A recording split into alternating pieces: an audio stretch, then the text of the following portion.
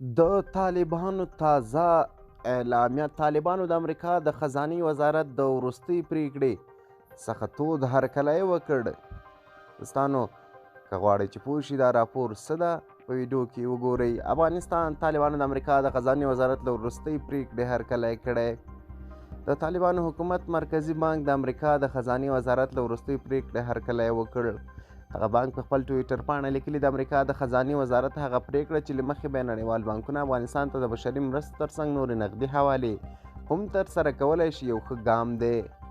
د مرکزي بانک په خبره دا چاره کولی شي چې افغانستان کې له خصوصي او دولتي بانکونو سره د افغانستان خلکو ته د بشري مرستو د لیږد په برخه کې هغه اسانتیاوې رامنځته کړي چې د طالبانو د مرکزي بانک په وینا د صادر شوي لارښود پر بنسټ نړیوالې مرستندویه موسسې کولی شي چې له کومې اندېښنې پرته د افغانستان د پوهنې، روغتیا او نورو ټولګټو برخو کې مرستې وکړي.